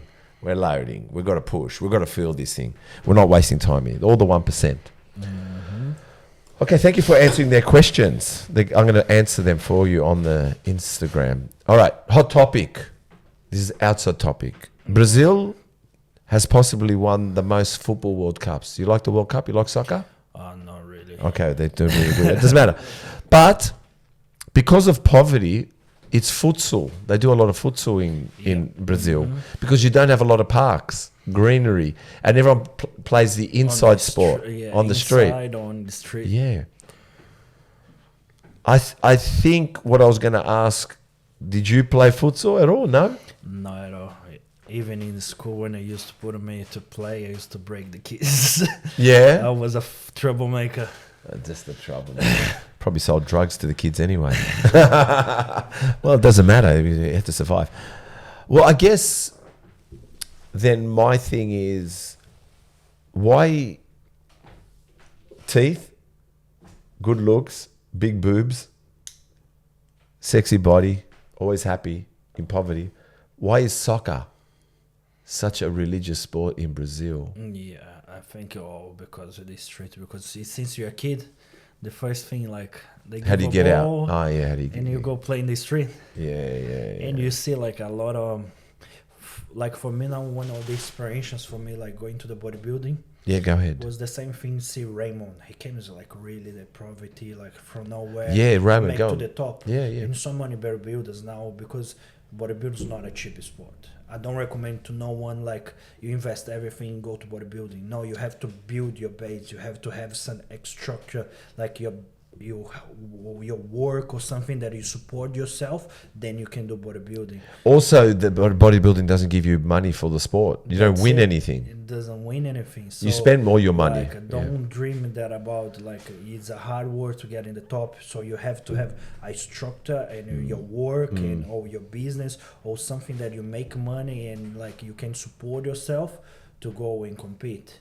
So in Brazil, like soccer was the thing. Many kids like for years and years they see like kids from the streets from the favelas could make to the top, so everybody like was that thing from Brazil for the soccer. Many soccer players went to Europe and become millionaires, so it's that dream like. But it's very hard because it's a very small percentage. Yeah.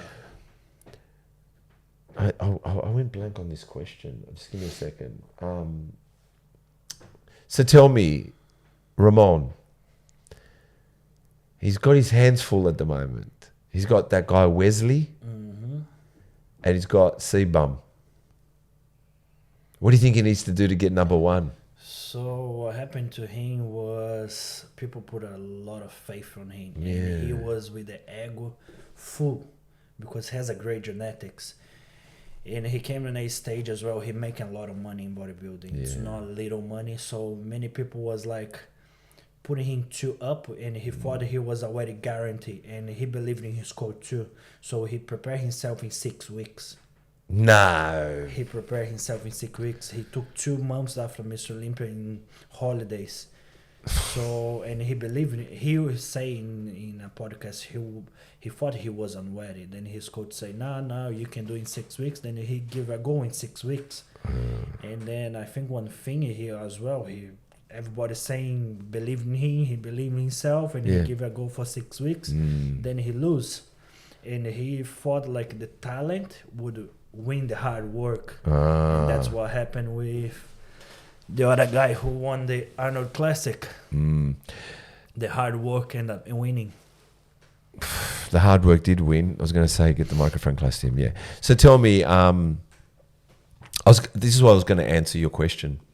Do you know on the podcast, a lot of bodybuilders in America that are at Olympia, Jason, God, I'm going to go, Chelsea and a few others that have been on the stage, women.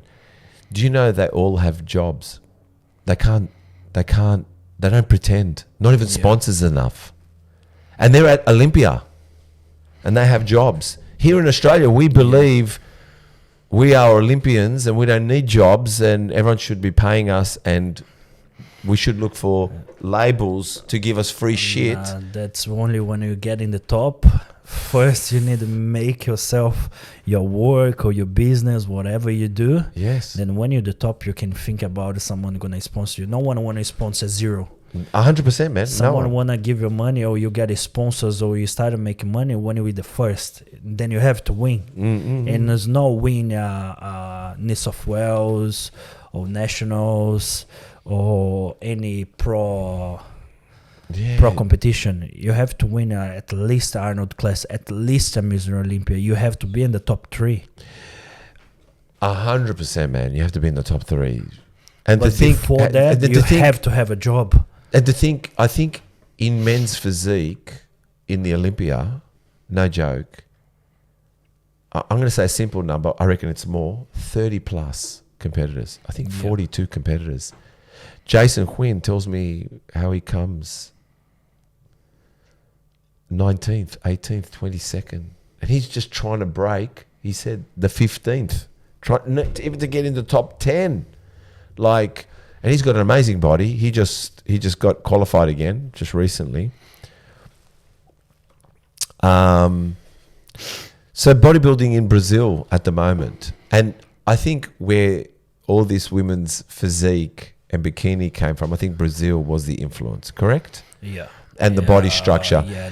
How is bodybuilding in Brazil?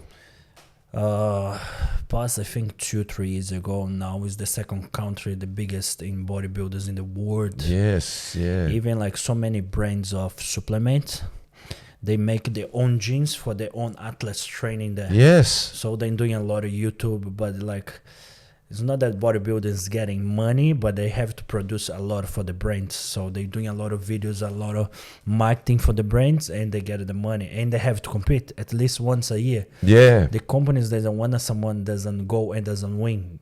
You know, they want you competing all the time. Yeah, 100%. So that's how the market is growing a lot in Brazil. But they're investing a lot. It's not like Australia. They say, we want to grow on some competitions or have more shows, but it has no one investing. It's very hard if you don't have pro shows. Brazil just started getting big because now they have probably 3-4 pro shows in Brazil. Yeah. And they have the Arnold as well. So like people started competing more. They want to be in the top. They want to be in the top. We don't have any pro shows here. Nothing at all. So when you get, and not only that, it's, yeah, I think, I don't know what they, I don't know. So you don't have much space for like your own country getting the top. You know, for like as many Australians, they don't have the money to go overseas and compete. Well, the thing is, you want to have a pro show That's here, I what guess. happened with the Brazilians now. They got in the top because so many Brazilians have so short money. They didn't have sponsors or anything to go to Mr. Olympia, to go to USA that is more closer to compete. So now they having pro shows there. That's why you see Brazil all the time in the top. The women, the men's. Well, that's why I think that. And they're actually investing in them. Yeah, I think. Yeah, I'm thinking about what you just said, and I'm thinking about all the comps. Sometimes the comps are. It seems like they're more competing against each other than competing to make their own comp the best. And I think as well, like you said, why don't they have pro comps in Australia? Meaning, for everyone that's got a pro card, to compete and find who's the best in Australia, pro card in Australia. Yeah. I don't know, man. And another thing as well is like, even so many people want to compete, but don't have the conditions how was my time before. But like sometimes they can't make an effort and go to compete. But in the end of the day, what are you going to hand over there? One medal? And so many things, people like, you have to go because you love this. In Brazil changed a lot because many, even is not pro shows, They are giving anything, you know, but at least they feel like fulfilled that they won something at all. Because some people in Brazil, they come from poverty, they still go and compete. Raymond did his first show doing his diet with rice and egg. Yeah. That's all he ate for his first show. Like I said to you, I feel everybody, look, you know yourself, you said it too, you said it, that social media is fake. Everyone acts, especially in the Western country, especially here in Australia. We don't even support each other here. Trust me. There's a lot that can be said. Everyone acts like they're rich. Everyone acts like they've made it. I can tell you that's not the case, because I live and breathe how hard it is to try to make it. Even this business, this podcast, the products. That's why you don't see me and Chris posting lies. We don't pretend this product is running out the door and I'm going to lie on top of a Lamborghini. Mate, we're far from that. I like to share the truth, but the difference between them and us is because Jesus is watching. We can't lie. So I can't lie to you. I can't lie because he's watching me. We can't lie. True? That's true. That's the truth. 2017, I noticed very big change. You were seemingly skinnier in 2017, leaner. A little bit my size maybe. You know what I mean? Maybe even less. Wow, yeah. And you, put on some amazing size. So what is your goal going forward? Let's say when you're bulking, but yeah, what I want to know is you want to compete at 96. You want to get a pro card, I'm assuming. What is Olympia really your dream? That's where you want to go? When I put myself to compete, it wasn't really like for my love, because I know how hard it is. Now I have a business and everything. And when I want to compete, even I talk to my partner, like, it's not really for me. It's like to show to people you can do it. Yeah. You can do it. If I can do it, you can do too. So that's like, what you want to show. It doesn't matter where you come from. Because like one day bodybuilding will stop, and who's going to be Paulo? I want to be the guy who's going to inspire other people. Say, look where I come from. Look how much I made it. I like that. I think it's better. That's a good goal to have. That's a good goal to have. That's a good drive. In 2023, you posted, a real man is motivated by the desire to achieve, not my desire to beat others. It's me versus me. What does that mean? It's pretty much what they say in there. Like, I never try to be like everyone else, just lying, coming here, I just talk about lies and say a lot of bullshit just to make people happy. I don't care what I'm gonna say to you to make you happy. I know my truth, and it's always gonna be my truth. Even that, they're gonna be sitting with myself in the table with no one else, but like I'm fighting my own demons and I get in there. Well, every day it also tells me. yourself. It also tells me that, from what I read, you're not motivated to stop others or make others feel small or less. You want to see everyone succeed, but it's you versus you. That's why you have no time for everybody. Is this true? That's true. Some people want to step on you. Yeah. If I hold Paulo back, I look better. But you don't want to hold nobody back. You want to look better and everyone grow. Even that is better for the competition. If everyone is better, you still keep pushing more yourself. Yeah, 100%. Because you don't want to go, let's say, in a bodybuilding competition and you compete with like 10 of the skinny guys on your side and you're the better in that. That doesn't make you feel good at all. Yeah, 100%. No, I'm with you. But in life as well, like in business, in everything, you don't want to be competing with nobody. Or like you don't want to sit in a table with nobody. You want to sit in a table with champions. Well, this is the next question. Get ready, Chris and Paulo. Get ready. Hot topic. I want to know what you think. We'll all talk about what we think. What do you think of men today? Are they strong? Are they stoic? Stoic, we're using this word a lot, thanks for Chris. Stoic is, we feel stress, we feel scared, we feel uncertainty, or we feel angry, or we feel joy, but we hold face like this. No one knows. That's stoic. Stoic is everyone around you, you make everyone feel calm, even though not calm. I pass this all the time with my girlfriend because say like I don't talk, I don't show any feeling. Like I think is that how man it is. That's a man, how isn't it? every man, otherwise would be marrying a woman, because that's how men should be. Because if you see since the history of the whole world, we are the base. Yeah. And if the base get anything in there or inside the base, that base shakes, gonna break. Yes. And the house gonna collapse. 100%. So, men today, are they strong? Are they masculine, stoic? Are Brazilian men now from your country masculine? Do they hold on to old traditions and act accordingly with women as well? If you thought of another country, if we all thought of another country that seems to have men right in the world, which country would that be? So my question is, do you think men are strong today? I'll go first. No. And I'll tell you why. I feel men today are just want to bring you down, each other down. I don't think you can find anyone that wants to sit at the table with you, as you mentioned. That's me. Because I'll tell you a funny story.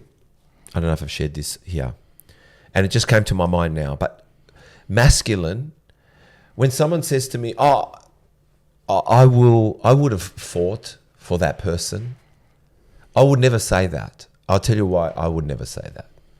Because when it happens, only a true man will go. You can talk now. I can talk with you. Oh yeah, I would have gone and done this thing. What happened at Bondi? Made me cry. But you know what made me cry? The man holding the bollard. When I saw this man holding that bollard with the knife guy, I fucking cried. Because there's one man that I wish I can be him. That's why I cry. So for me, men today, we all talk, I would do this, even everyone, if I was there, if I was here. I never say this. Shut the fuck up. I told you, shut the fuck up. Be stoic. Be assassin. Watch. Okay, we don't have to do anything. We can sit back. Or watch, because maybe you have to get off your chair. Everything is the same. So for me, I feel like men today aren't looking after men together, talk too much. And also when it comes to masculine, I said this in a post for Steve, men with women can't talk. We want to, we try, they want us to talk, but we can't. Man can man. It's different because every time we try to talk, they try to make us soft. Or make it soft, or we crush too much with women because our thoughts doesn't fit with their thoughts. Exactly. Tell us now what you think. And then we have to explain ourselves from the deeply details, and you don't want to say the details because the details sometimes in your head are gonna hurt then. 100%, man. So we have to like keep it for ourselves. Do you know where he's going with this? Yeah. So what I'm saying is, what I said in Steve Talks, men with men can talk. At the gym, under the car, motorcycle. Hey bro, what's wrong with you? And you don't have to go deep. Yeah. I'm fucking angry. What happened? What? That's it with the motorcycle. Women, what's wrong with you? They can go deep. Women. But man and woman,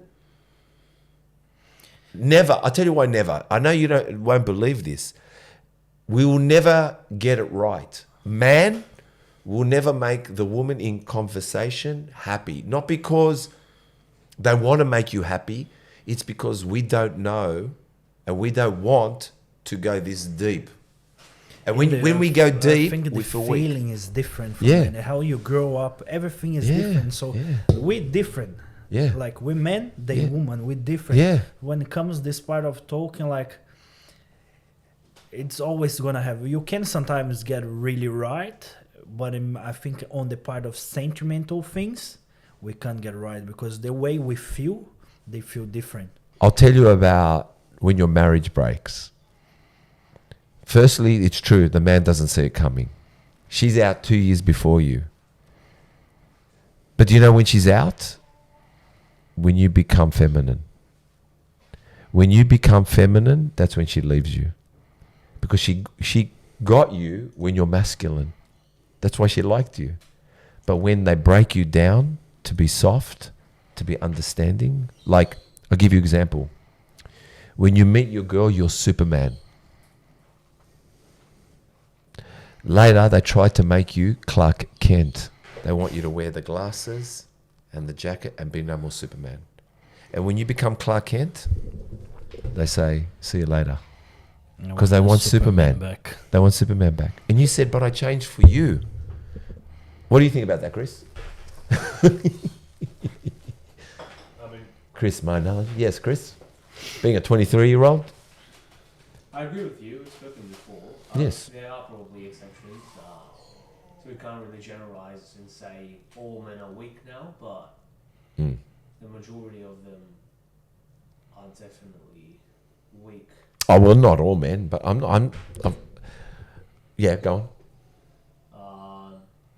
And also, sort of everything around us makes needs men to be weak. You know, like not just the relationships, even the system, the way the system's made. Yes. How you lose half of your stuff after the divorce. Yes. It doesn't really allow you to have your own voice because you're risking losing half of your wealth. Yeah. Well, I guess you've lost it regardless you made it or not. And if they made it, I'm under the firm belief, I don't think as men we believe if a woman, I guess, maybe comes with a lot of money, you want to take her money. Because usually those kind of men are scoundrels. I can't live with a woman if she's rich, if I don't feel like attracted to her, like I want to have sex with her. I want to love her. I want to caress her. But what I found is that, yeah, the system was true. Now, which country do you reckon's got stronger men? Is it Brazil? I think the whole world is a bit fucked, to be honest. Yeah. Chris, do you have a world? Everything, like, I think now because internet, we all connected. So you can be whatever you want. The news can go whatever they can go. So when you receive all this information, all this like a trending, you have to be like this, you have to be like that.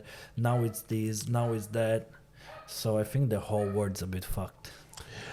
I'll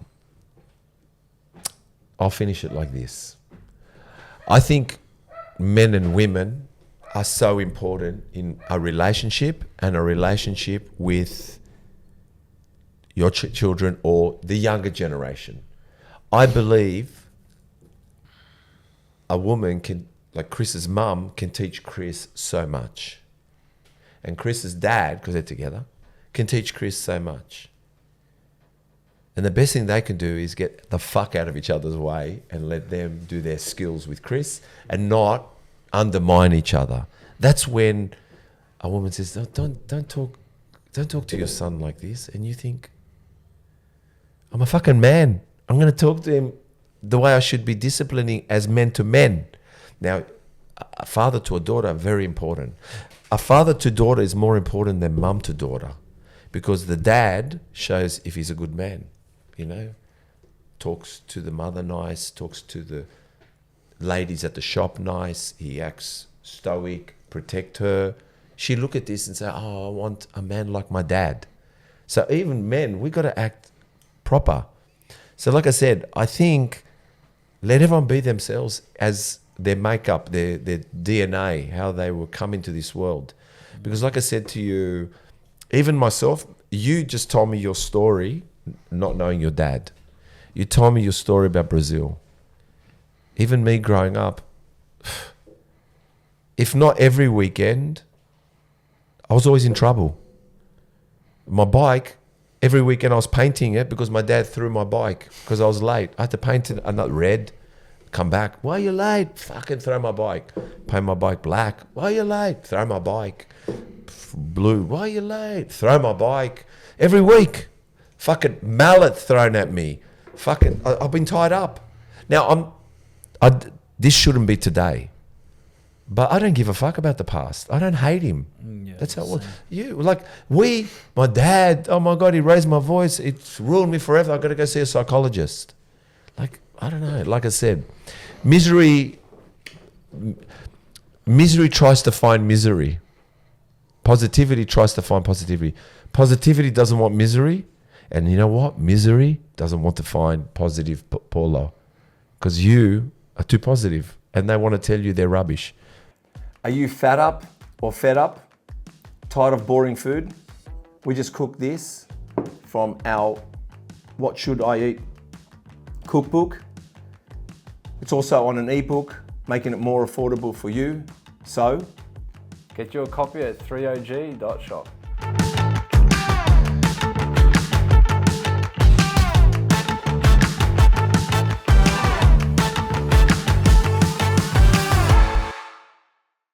Let's go over the body.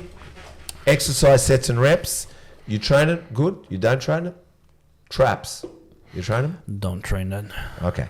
Delts. Delts, I train in there pretty much twice a week now. Side delts. What do you do? Pretty much raises. Sets and reps? All depends. Every month change. I just give us one. Someone's listening now. I used to do a lot of like the way I wanted, but since like if you got a coach, you just listening. And so what's your whatever. coach doing for your side delts? So now I do sometimes I think 15 to warm up, 15 reps to warm up, Yep. then 2 sets of heavy, and then some drop sets in the end. Nice. Front delts? Front delts I just do one exercise. Which is? Just front raises. Dumbbells or barbell? Dumbbell, How many sets, reps? same thing. Give me the number because we're going to I doing like a 15 for warm up, 2 sets of heavy, and 1 drop set in the end. All right, redelts? I do 1 exercise, sometimes sit in the machine for redelts. Yep. Oh, the pull out? Yeah, the pull out. And then same thing, I do 15 to warm up, 2 sets of heavy. I go a bit heavy, then I put more and drop set. Maybe I do a warm up, but I don't think I warm up. But anyway, that's me. Back, laterals. Well, give me one exercise that you like. For back, since I changed my coach, I changed completely now the way I work out. So he really focused on men's physique. So I stopped doing a lot of exercise. I stopped training traps. I stopped training arms. Pretty much my workout now, I started with back, but I do most laps, not much rows anymore. Which one do you do? Only laps, like every pull, like pull down, pull. Oh yes, many pull downs. different, Yep. many different, and then just in the end I do 1 row just to keep like nice and tight, but only 1 in my workout. 1 row till failure. And I just like it to 4 times of 12 or 4 times of 15, not too heavy, nothing, just to keep like always muscle kind of burning a bit, but many laps because men's physique need the V. You need the V. It's massive. So that's what we've been working, because I already had a lot of thickness in the back, so we stopped training rows. So pretty much my workouts: Monday back, Tuesday chest, and then chest and shoulders, then rest, then repeat again. And the legs I train every 2 weeks. So what's your split again? Chest and back, chest and shoulders, then off and repeat again, then off and repeat again. that's what you're training. That's all I'm training. And now. every second week you do Legs, then full legs. I would never have thought that. That's incredible. So yeah, because I have kind of genetics for legs, so my legs end up growing too much in my body, and I need sometimes in bodybuilders, when you start, you want to feel all your body. So now for myself, or what the judge says, everything, I need a couple spots. I just need to feel my body. I don't need it everywhere. So because if I get a pro, I just can compete, I think, with 94, 96 kilos. So where I'm going to put all the weight, going to be my legs when it should be up, or my shoulders. So I need to build more back, upper chest and shoulders. So that's what we focus on.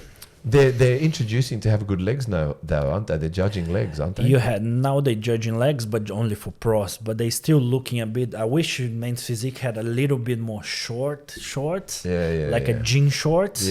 So we can show a bit of your legs, the separation. You don't need to do bodybuilding, like posing, but if it shows a bit the legs, would be super good. They're getting shorter though.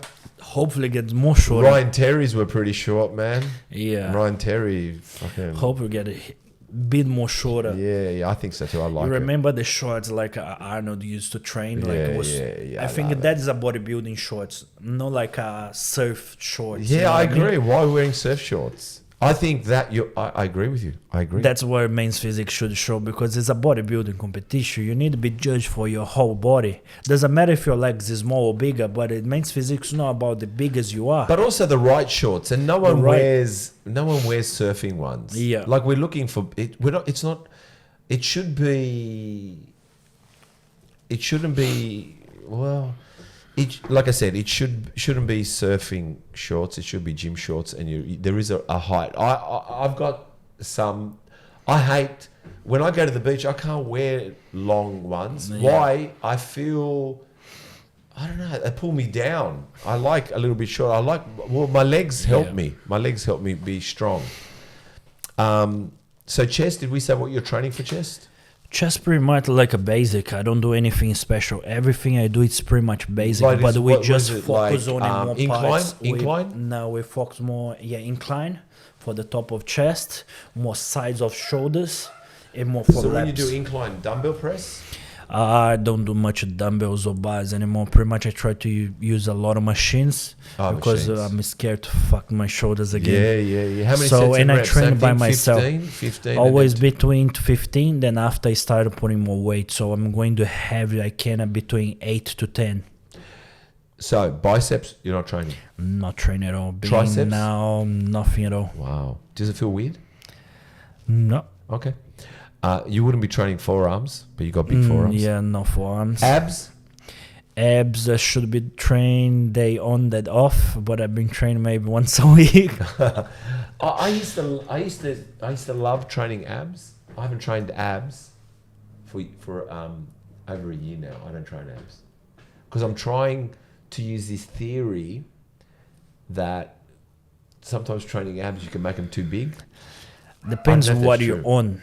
Depends what you're on, because abs is a muscle. If you train, you're gonna get muscular, but you have to train. You have to keep it nice and tight, because otherwise, like, you have to have the strength in your abs and kind of train at least once a week. Has the same muscle if you train once a week.